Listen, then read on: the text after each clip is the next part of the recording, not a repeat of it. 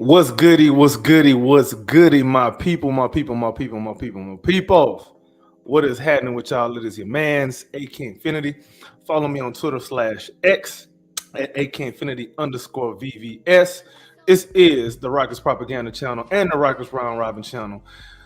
Woo, woo, woo, woo, woo, woo. Rockets versus Pelicans tonight, man. We're trying to avoid a 3-game losing skid, man. We ain't looking too good. We're not looking too good, man. Team looking out of whack. Um, there's reasons for that. But stubbornness is the reason why we will not go where we need to go this season. What's going on, Meg? Yeah, let's win this game. It's not going to be as easy as we think. But I'll get into that in a second, though. We're coming off this loss to the Indiana Pacers. A game I thought we would struggle in, but probably like pull out in the end with some good defensive stops down the stretch. That turned out to not be the case. Turned out to be quite the opposite. Teams like the Pacers that move the ball well in the half court, they can beat just about, I ain't gonna say any defense, but if you have an undisciplined defense, it'll beat you. Especially if you have a lot of guys who, like if you have a defense that insulates certain players, a team like the Pacers, they're going to find out how to beat you. And then when they find out, there's nothing you can do about it after that. And that's what happened. That is exactly what happened. Rockets was even forced to go to that double big lineup and play zone while in the double big because they knew if they did anything outside of a zone, it wasn't going to look good. But the zone did look good, and we did, strike a little comeback. But however, how long are you going to play Steven Adams on the floor? You know what I'm saying? And then you really sacrificing a lot of shooting in that game. I think Jabari was in that lineup too. But, man, I don't think we had a personnel to play a zone effectively and get away with it on both ends. So, I don't know how much we continue to do that moving forward, but we'll see. To me, it looked like that's something that the Rockets going to pull out in desperation, and desperation is not something you want to. That's not a scent you want to put out there. You know what I'm saying? Because teams can smell desperation, and a lot of times they can figure out why you're desperate, and they'll close their hole on you. So, hopefully when we do go zone, it's not just because we want to go double big. Next time we go double zone, like if we go zone, like let it be for like just to switch up the coverages for a couple of possessions or two. You know what I mean? Like it doesn't have to be because you got double bigs in. And if you heard Ime Udoka's pregame press conference before this game tonight, and he was saying it's matchup based and all that jazz. Yeah, that's cute, bro. Now you just told the whole world. Whenever you put in Adams and Şengün at the same time, they already know what to expect, and they're going to know how to beat it already. That ain't something you're supposed to say out loud. Even if you really thinking it, you don't even say that out loud, bro. Like, come on, E-Man, you better than that. You know better than that. But anyway, let's get into this. Let's get into this game, though, man. Rockets versus Pelicans tonight.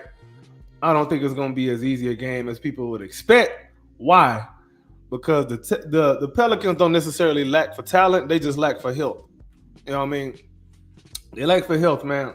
I don't know what it is about playing basketball in New Orleans, but time after time after time, star after star after star player, go over there, you just be hurt. You just be hurt a lot. From, Chris Paul, Eric Gordon. Eric Gordon wasn't necessarily a star, but he was their best player for a little bit when he was over there.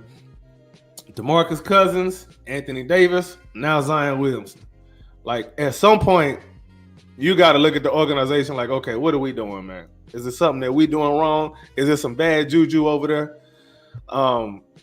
But that's a y'all problem. That ain't a us problem. Hopefully, the Rockets can take advantage of the Zion Williamson minutes restriction tonight. So let's get into the injury report for the Rockets. Fred VanVleet out. He's reportedly supposed to come back on Saturday. We'll see about that. For the Pelicans, As we know, Herb Jones and DeJounte Murray, they out for the season. But Brandon Boston is out for them. That's a little guard that I like. Actually, I like his game a little bit. I thought if he would have played, I thought he'd be like he'll probably be like an X factor for them. But all right, that's the injury reports, man. So let's go ahead and get into our favorite segment. We always start with our favorite, right? Say the best for first. So who's scrapping? I think this is a pretty easy one, man. I think at some point it is inevitable. This is, barring, health. I think he's playing. Jose Alvarado and Dylan Brooks, they're going to get into a little something. They're going to get into a little scuffle. They're going to cuss at each other. They're going to talk trash. Jose going to come out of nowhere and pick the ball from Dylan Brooks when he's trying to play point guard and hijack a possession. He's going to pick his pocket, and he's going to go for a fast break. And Dylan probably going to foul him on the fast break and foul him too hard. And Jose going to get up like, hey, man, Puerto Rico. Nah, and Dylan going to be like, no, Canada. You know what I'm saying? They're going to get into it. Next thing you know, double text, no free throws, and the game goes on, and the game will probably change from that point on. It's probably going to get a lot more chippy, a lot more physical, and that's the type of style of play I like to see. So Dylan Brooks and Jose Alvarado, man. I like to call him Chevy Alvarado. I don't know why. I just like to call him Chevy Alvarado. But Jose Alvarado, a guy who I think will actually fit on the Rockets team quite well. Is he an upgrade over Aaron Holiday? Yeah, I think so. Anyway, we'll be talking about that later. X Factors. Man, you could really pick from a lot of people in New Orleans who gonna be their X Factors, man. You could pick from a lot of people, man. You could pick Jose Alvarado. You could pick Bruce Brown. Forgot he over there. You might could pick Kelly Olynyk for this matchup. You might could pick Yves Missi for this matchup. I like Missi, man. That's a guy I thought we could have traded back for and drafted too, by the way.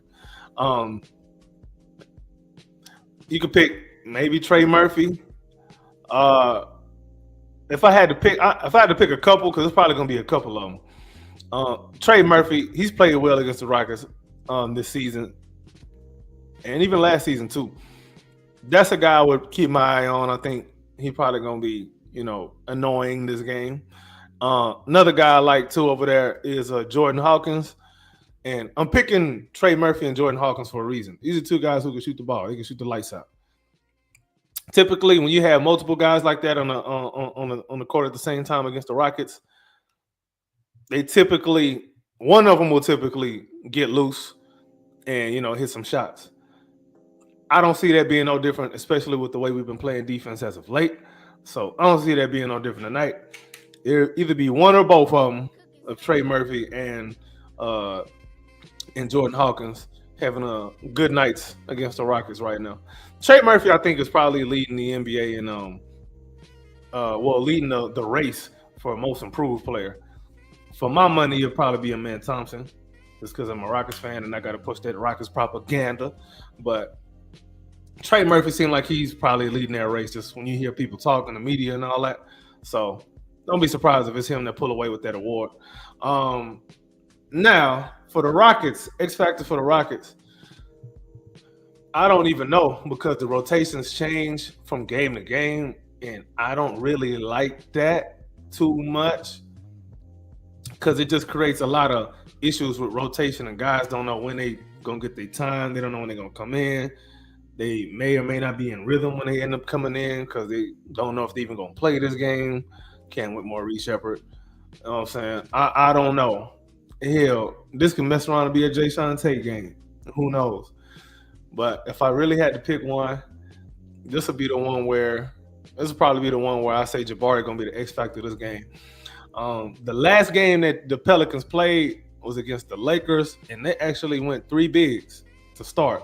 They went Olynyk, Missi, and Zion. They all started together with CJ and Trey Murphy in the backcourt. So they played pretty big across the board outside of CJ McCollum. So in a game like that, with the matchups being what they are, a guy like Jabari gonna have to be the one to come in and, you know, clean house when he come in. He gonna have to, you know, work his ass off on defense because he probably gonna get matched up with Zion a ton when he come in. He gonna have to. I like that he hunted his shots last game. He wasn't the most efficient last game, but I like that he was hunting his shots and, you know, trying to get himself going. Look for him to do more of the same tonight, and look for him to actually make some of them shots or more of those shots tonight, more so than he did against the Pacers. We're using Jabari right now as our six man off the bench. Okay, all right. So we'll see. We'll see, because I think Tari Eason's supposed to play tonight, and Ime seems to have been playing Tari over Jabari whenever they both healthy. So we'll see how they look. I'm not sure. It's funny because I'm not really sure what time Ime gonna be on this game, man. As inconsistent as we say some of the players have been, you could say Ime been inconsistent as well with his rotation. The rotations are so inconsistent. The hierarchy is so inconsistent. Like, what do you expect? What do you expect? What do you expect, man? And low key, Jalen Green probably been the most consistent player this season. Low key. Like, if we keeping it a bean and not doing no narrative nonsense, the guy who's been known for being inconsistent has been the most consistent this season. Everybody else been more up and down than he has, and he's been inconsistent himself.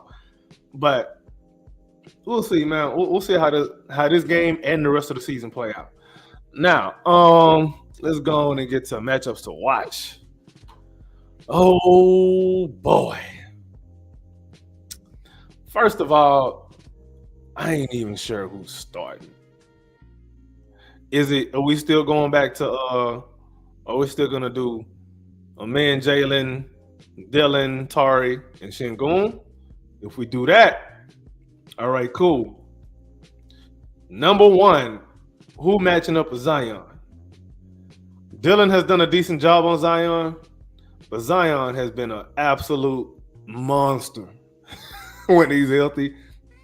He been a monster. Bro put up 37 points and 6 assists last game against the Lakers, and he did that in 26 minutes. Bruh, he is not kidding around, bro. I know he's not healthy all the time. I know he be eating too much beignets and crawfish etouffee over there in New Orleans. He be eating too much fried catfish and seafood ball. You know what I'm saying? I don't blame him. I was just in New Orleans a few weeks ago, man. I don't blame you, Zion. I really don't. I don't. It's hard to be healthy over there with all that good food hanging around all over the place. You go to the French Quarter, man. You smelling beignets one place. You smelling what's they call that soft shell crab somewhere else. Like, bro, like, what you expect the man to do? He gonna eat. I know I did when I was down there. I was eating. You damn right. So I don't blame you, Zion. Zion probably finna eat Dylan Brooks tonight. If Dylan Brooks is gonna be the main matchup, he probably gonna eat him. He gonna eat him alive in whatever minutes he play. He finna eat Dylan Brooks alive. So we probably gonna have to do we're gonna have to do a lot of doubling. We're gonna have to do a lot of doubling like Ireland. We're gonna do a lot of doubling on Zion, man, because I don't think ain't no one man gonna be able to stop him. He too much of a monster. He's just too much of an animal, bro. Too much. So, yeah, let's go. Yeah, Dylan going to be on Zion. Man, you're going to have to put Şengün on Messi because I don't want him chasing Kelly Olynyk on the perimeter. I don't want to see that. I don't want to see that happen at all. So that leaves Tari on Olynyk. And he going to see time on Trey Murphy, too. He going to see time on C.J. McCollum. And, you know, Amen Thompson probably going to be on. Amen Thompson and Tari going to do a lot of switching between their matchups a lot anyway. Jalen on C.J. McCollum, I'm all right with it. Then off the bench, ooh, boy, man. They bench low-key better than ours, man. Low-key. Coming off the bench with Bruce Brown, Alvarado, Jordan Hawkins,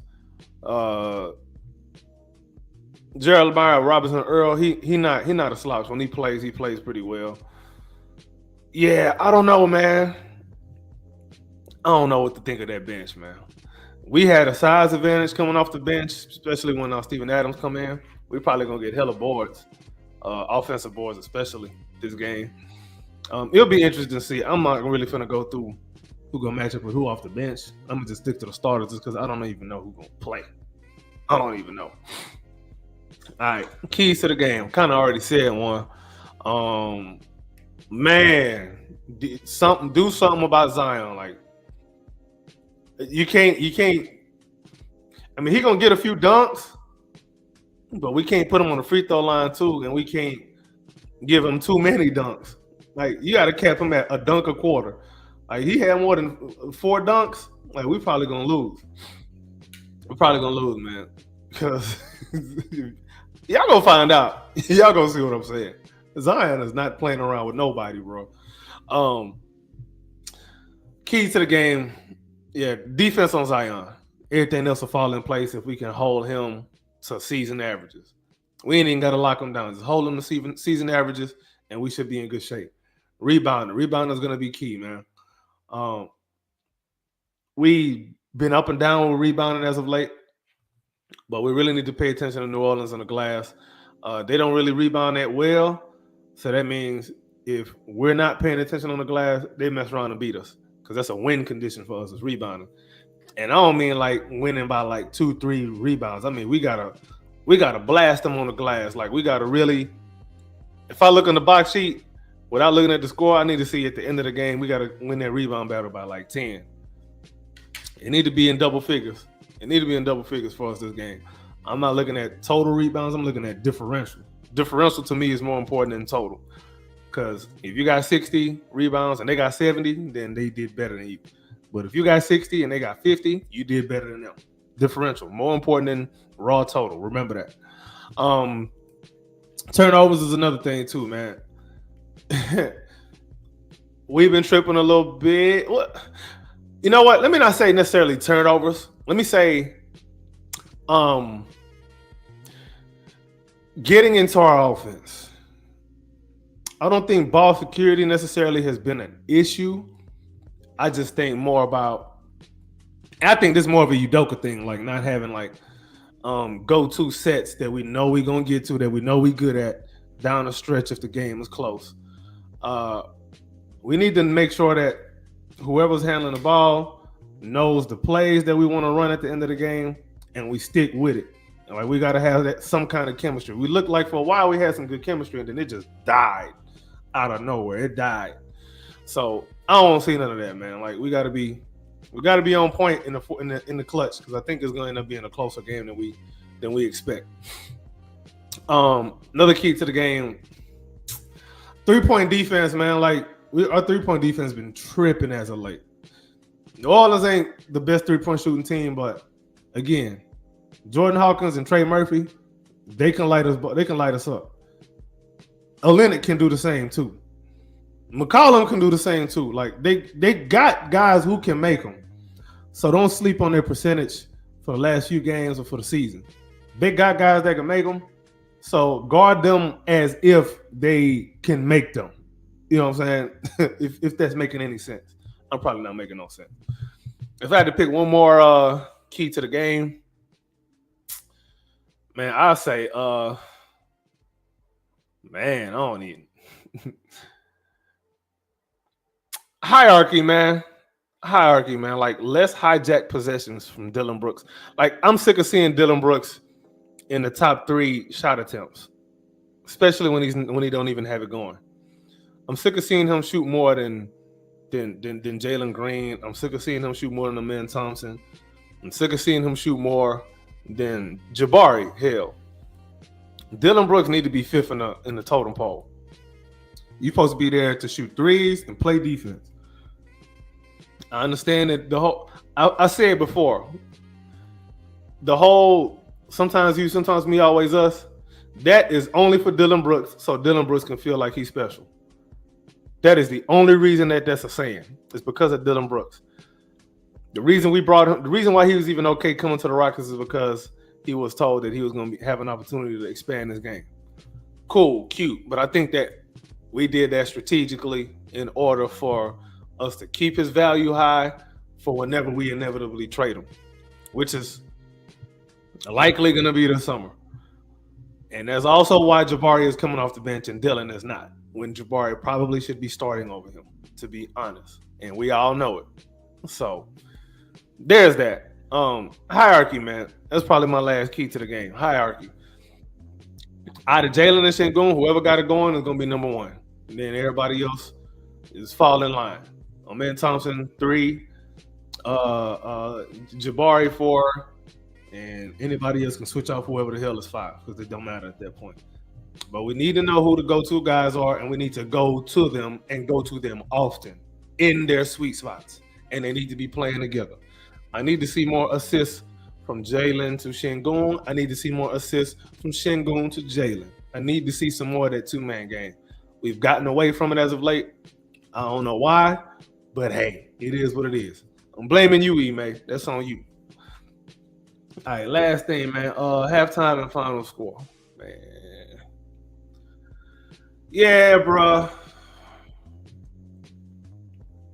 I be thinking the Rockets gonna do one thing, and then whatever I say, they end up doing the opposite. So I'm gonna play some reverse psychology. Tie game at the half, 50-50. Now let me get off a even number, 51-51. Tied at the half, and then end of the game, final score. New Orleans defense has been Swiss cheese, but this is the Rockets we talking about. Our offense is not. It's nothing. Man. I'm going to say, man, listen. 98-102 Rockets. It's going to be one of them type of games, man. Watch me end up being wrong as hell, and we end up putting up like 130 on them and blowing them out by like 50 points. But as of right now, 102-98 Rockets. Player of the game, Sengun has actually struggled a little bit against the Pelicans, man. I want to say Amen Thompson. I'm gonna say Amen Thompson. This might be an Amen Thompson game. He might not drop 30 or nothing. It might be like, cool 18 points, 12 rebounds, 3 assists, 4 assists, something along them lines. I don't think nobody gonna really end up having no gaudy numbers. I think it might end up being like, because it's going to be a low-scoring game, it's probably going to be, like, evenly distributed. I think. I'm probably wrong as hell about that, too. Like, probably very wrong about that. Now I'm thinking about it. I don't know. The Rockets team is... I don't know if the right term for them is inconsistent or is unpredictable. I don't know. I don't know which one makes more sense. Unpredictable or inconsistent. Because on one hand, they are inconsistent. The rotations are inconsistent. The shot distribution is inconsistent. Player of the game is inconsistent. On the other hand, we're unpredictable because we don't know. Sometimes it could be Dylan Brooks going out there having a great ass game and we blowing the team out. And we also unpredictable because we don't even know what the rotations are going to be. Like, however, if he may in his feelings or not, certain guys may or may not play. Like, I couldn't tell you if Aaron Holiday is going to play over Reed Shepherd this game. I couldn't tell you. I couldn't tell you if one of them won't play this game. I couldn't tell you if Cam Whitmore won't play this game. I couldn't tell you if Jay Sean Tate going to take his minutes this game. I couldn't tell you. Hell, I can't tell you if Tari going to start over Jabari this game. I don't know. Because the numbers are saying who need to start. But he may. I mean, the eye test are saying who need to start too. But he may got the final call on that. What can we say? So I don't know, man. I think it's a combination of being unpredictable and inconsistent all together at the same time. Rockets need to get on the horse, man. They need to get on the horse because this playoff race ain't looking pretty. Like, as much as, but I'm gonna say this too. Like, I even had the Rockets finishing the season as the 4th seed. But man, if we keeping it a buck, there's a good chance we can end up fifth or even sixth seed if we're not, taking care of our business. You know what I'm saying? Like right now, we're a game behind the Memphis Grizzlies. Grizzlies is number 4. I don't mind that matchup. I think that'll be a great series. I think it'll be a great experience for these young guys to play against the Grizzlies in the playoffs. I think we even come out of there with a win. But it'll be nicer if you had home court.